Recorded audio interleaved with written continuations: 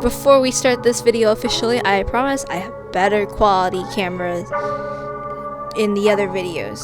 It usually looks better. I do not know why it looks bad here. Okay, let's carry on. Hello, Junpei Babe here. Oh boy, this is a really long drawing. I'm gonna have to share my thoughts and talk about my feelings for 10 minutes. Okay, I'll try my best. Okay, I'm drawing the fight from Cardcaptor Sakura. I think this is one of my favorite card designs. And I'm also really sorry. I don't know what caused the recording quality of my phone to suddenly drop, but it's basically too late since I already made the entire sketch. It's hard to check the phone camera while I'm sketching and drawing at the same time. I've been meaning to think about drawing a new signature logo for my artwork. I'm kind of tired of the fancy cursive, and I want to put something I'd like a little more. It's going to lean heavily on my Chinese heritage. Oh, I finally thought of something! It's Over the Moon. It was on Netflix. It's about a girl named Fei Fei who wants to see Chang'e, and I saw the movie in Cantonese because that's the dialect I speak. It's so much better than that dumb Disney movie 2020 that claimed it was authentic. It's as authentic as a fortune cookie. Don't get me wrong, there are Chinese American food that's actually Chinese. It's not fake Chinese food like some people like to say.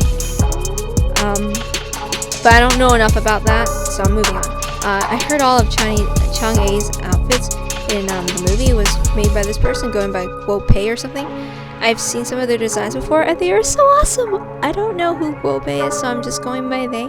And I'm not doing a research video because I draw.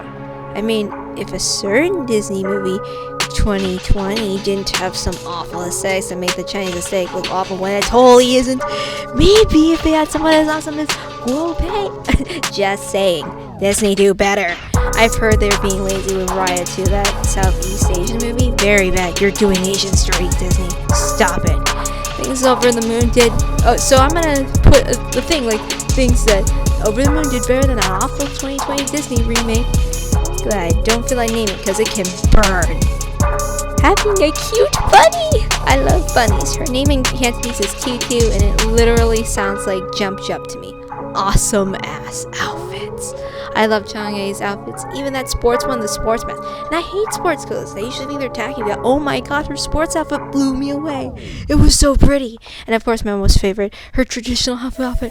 I love dangly hair accessories so much. Video games, give me that damn hair accessories that dangle. I want to have as much hair accessories as Chang'e did in her traditional outfit. You can do it, so stop being lazy. I want my hair wearing so many dangly jewels and medals, so I can live my video game fantasies that I'm a Chinese princess that kicks ass in fancy hanbok garb.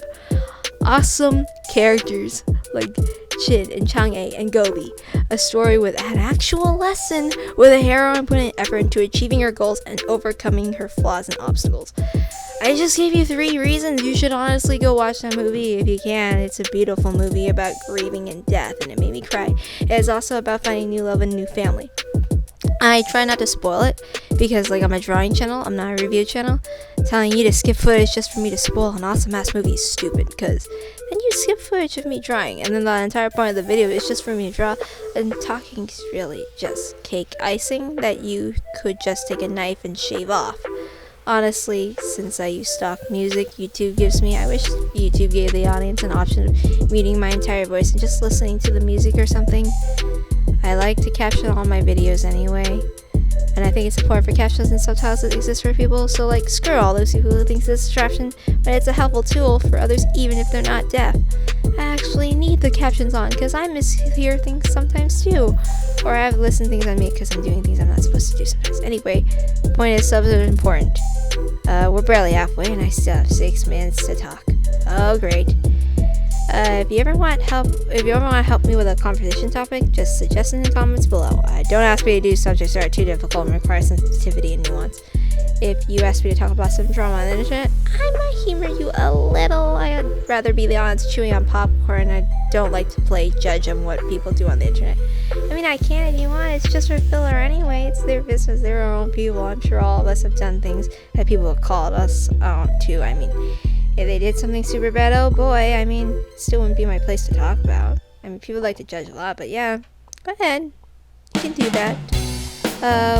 While you do that, could you please do me a favor? Hit like, subscribe, share, click the bell button, or check my links below to the playlist of drawings. My pics of my art, social media, my coffee for donations and commissions, and early access to my work through Patreon for just $1. Okay, I think I just thought about another topic because. So, anyone ever play Final Fantasy 8?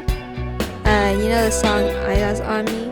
I grew up listening to her as a kid. My second older sister loved listening to her songs, and she had her CD albums. And so the singer's Faye Wong, and she's like a Chinese singer. I really like her singing too. I ran out of things to say now, so I'm just randomly recommending music out of the blue because I like to. In Cantonese, we call her Wong Fei. In some Asian languages, putting first name last and last name first. I mean, we do the same thing. I think her music has some vibiness to it, and I'd love it if I could just hear her music more in mainstream Western media. Plus, I always hear people be like, oh, wow, music isn't good these days.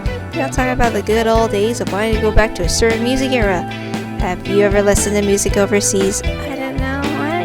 I don't think you can ever run out to music to listen to if you have an open mind.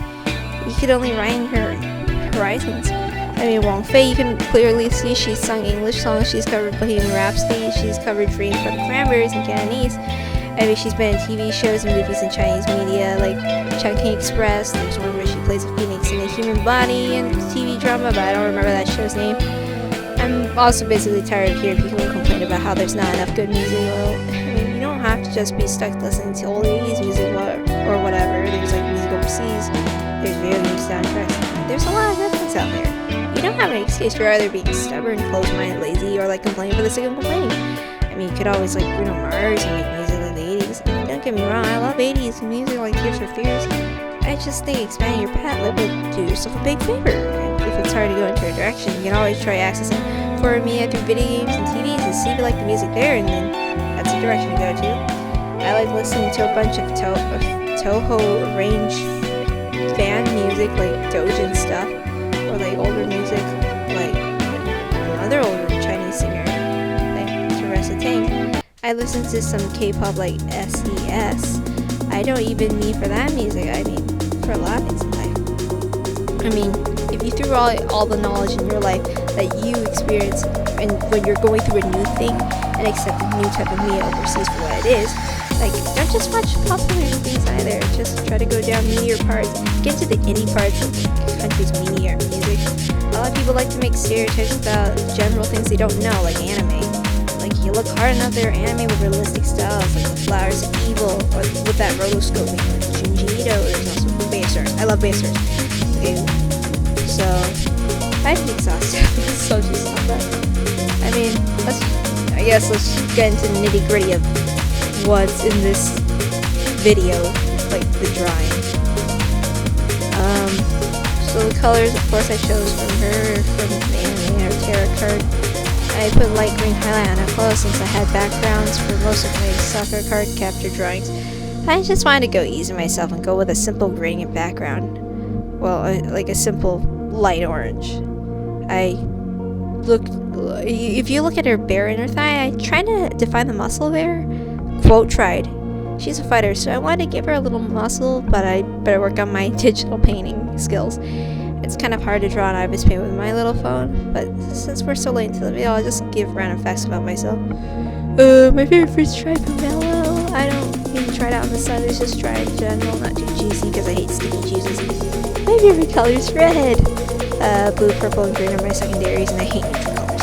And I find black, white, brown boring. Okay, sometimes I like black, it really depends. Okay, I have officially ran out of things to talk about. I'm just gonna say, thanks for watching the video. I'm not finished with this series yet. I have to post the bloopers. Not that as exciting, I'm probably just gonna ramble, but I'm going to try to keep focused in the topic in that drawing, or whatever I did wrong with it. So, see you next time. So, let's see, which more time do I have left? Yes, I have that much of China. Thanks for watching!